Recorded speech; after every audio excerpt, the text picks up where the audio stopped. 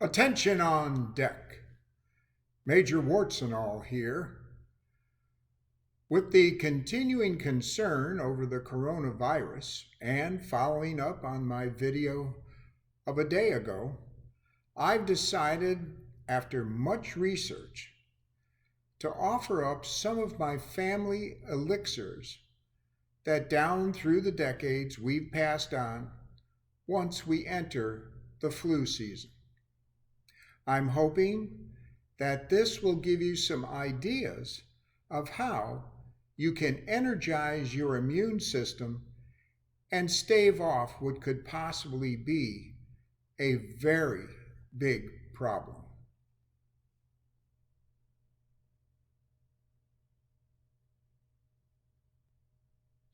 Of course, here is the usual disclaimer. And I am not certified in any medical or psychological practice.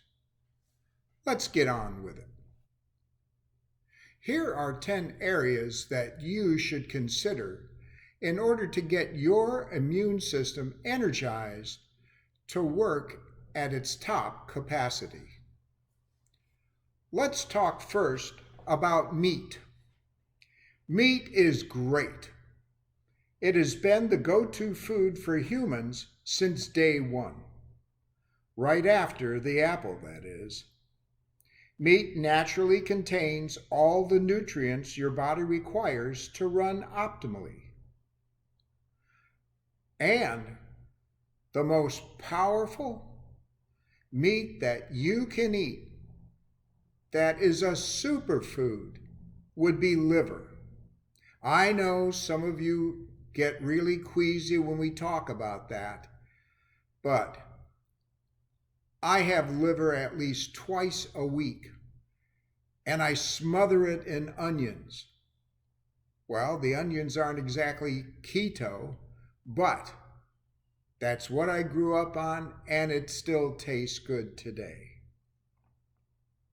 Number 2 is cook with natural fats. What that means, and what my grandmother always did, is that she had a bacon grease container that she used when frying just about everything. Makes it easy to understand why her chocolate donuts were so successful. Chocolate and bacon. Thirdly, let's let the sun shine in, because it's the sunshine and that vitamin D that we get from those UV rays that really gets everything going in your system. Without vitamin D, you're in a world of hurt. Now, I grew up in Chicago, and I spent many a summer lifeguarding. All the guards I knew lathered themselves with baby oil and iodine for a really dark tan. Heck, you had to be prepared if a net funicello should walk by. So today, eat the cooking fat. Don't slather it on your body. Your immune system does need vitamin D, just don't overdo it. Number 4. You've got to remove all the chronic bad stress that you're carrying around with you. In some cases, that stress is a direct result of you telling your family and friends that you've decided to get into a ketogenic diet. They look at you like you've grown 3 heads, but press on through. Good stress would be that you get from physical activity, such as walking. Mental exercises like chess or Scrabble can help positively stimulate your brain.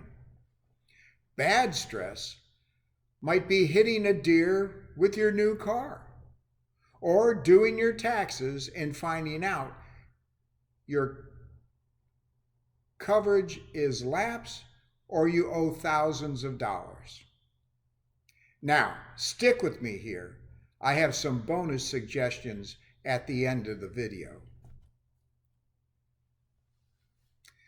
Number 5, alcohol. Exposing your immune system to alcohol will damage the internal machinery your body needs to run at top efficiency. Your liver will thank you for it. Now, my grandpa, who I loved dearly, listened to Grandma on many things, especially when it came to food, but he didn't listen when it came to alcohol. I should have listened a little closer, but we'll cover that in some other videos in the near future. Number 6, airborne irritants, and they're everywhere. They're when you're standing at the gas station and there's a big truck next to you that's filling up and the fumes are everywhere. They're in where Radar and I are sitting there in a chair and I've got a nice fire going. And of course, what happens? The wind shifts and it's right into my face. Another thing to be considered is the fact that there are lots of folks out there that smoke. Not as many as there were when I grew up. But let's talk about that for a bit. My mom was always a smoker. I can remember being sent to the corner store for a bottle of milk, a loaf of bread, and a carton of cigarettes. Total for all those items, $2.35. $2 for the cigarettes, 23 cents for the bread, and 12 cents for the milk. That's a whopping $2.35. Talk about health and wealth going up in smoke. Smoke irritates your eyes. So, no cigarettes, no standing around a blazing fire, getting smoked all over you. Rather, stay out of the way as much as you can because those irritants can really damage your lungs. Number 7, sun brightens a dreary mood. Boy, isn't that the truth. We just went through daylight savings time, and at the farm, the sun was finally starting to come up around 5:30, 5:45. And once it was 7, it was pretty light outside, and that motivated me to get right up, even though I had been laying there reading for the last hour. Now, daylight savings time comes across, and it's dark again. Well, let's just be patient. Remember, it's said, and I believe, a day without wine is like a day without sunshine. Now, wine, when you take that, no more than a glass or two a day.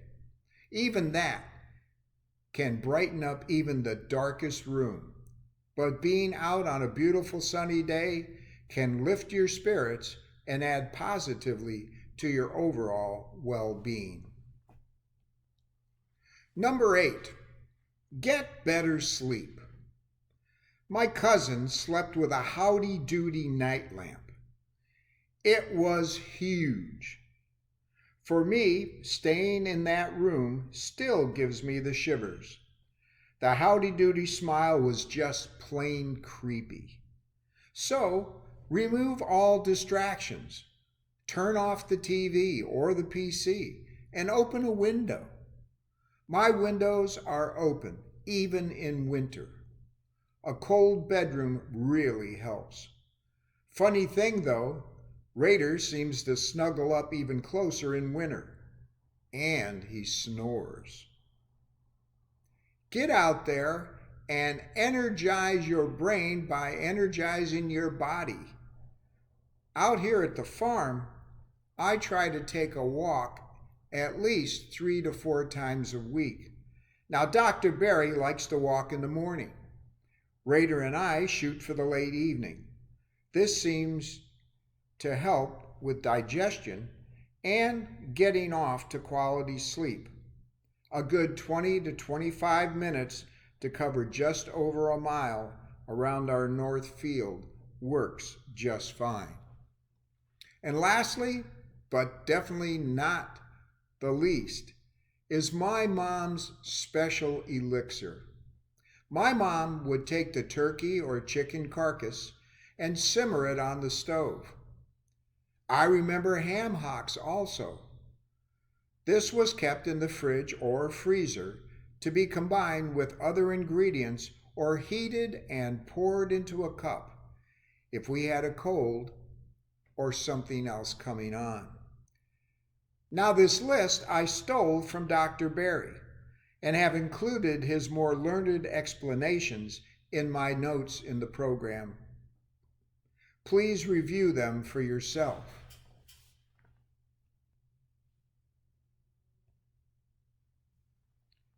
And now for my bonus comment. You have likely noticed a run on many need items that are in short supply in preparation of the coming coronavirus. On the critical list, bottled water, foodstuffs, and toilet paper. Now, prior to coming out today, I noted what is on hand and prepared a list of what I needed to initially get. So I wrote down TP, and then I crossed it off. You see, the last time I was in France, the TP dispensers only issued one sheet at a time. Heck, my 2 rolls have over 1,000 sheets each. I'm good to go. Now, toilet paper in hand, I think I'll grab a glass of wine and repair with Raider into my backyard and enjoy the sunshine. Now, if you found this interesting, please consider subscribing to my channel and smack that little bell right next to it.